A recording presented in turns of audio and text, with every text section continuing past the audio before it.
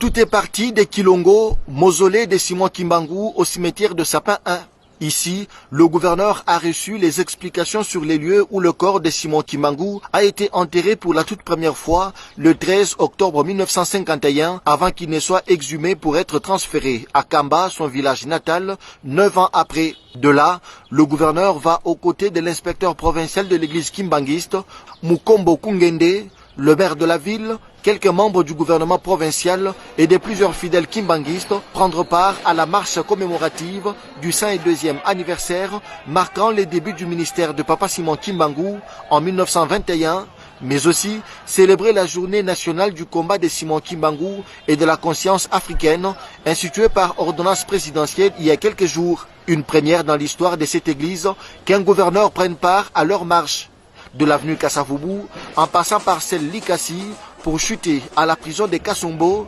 Jacques Kaboula Katoué a, sous la guidance du responsable de l'église kimbanguiste en province, suivi l'histoire carcérale de Simon Kimbangu, du lieu où l'on fouettait Kimbangu, en passant par toutes les cellules qui avaient accueilli Kimbangu. Jacques Kaboula Katoué s'est dit émerveillé par l'histoire du prophète Simon Kimbangu, mais aussi impressionné par son combat de l'éveil de la conscience de l'homme noir. Cette histoire est si passionnante et nous voudrions que toute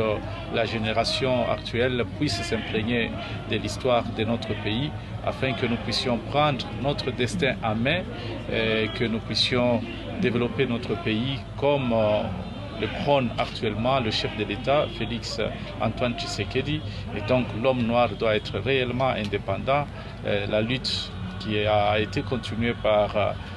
Lumumba, Laurent Désiré Kabila, et donc c'est la lutte de nous tous et nous tirons comme fondement la philosophie de Papa Simon Kimbangu, raison pour laquelle aujourd'hui c'est un grand jour et nous sommes tous en tant qu'institution sous l'initiative du président de la République, Félix Antoine Tshisekedi, nous sommes aux côtés du peuple kimbanguiste pour promouvoir l'histoire de celui qui a été le prophète et le libérateur de l'homme noir, Simon Kimbangu. Cette marche a eu comme point de chute l'église kimbanguiste. Devant des milliers de fidèles réunis, le gouverneur du Haut-Katanga a, dans son mot de circonstance, promis la construction d'un hôtel à Kamba pour l'hébergement des fidèles kimbanguistes du Haut-Katanga qui seront en terre sainte. 10 000 pagnes pour tous les fidèles de cette église et 5 000 mouchoirs de tête au motif de Kimbangu, ainsi qu'un kit complet d'instruments de musique pour la fanfare.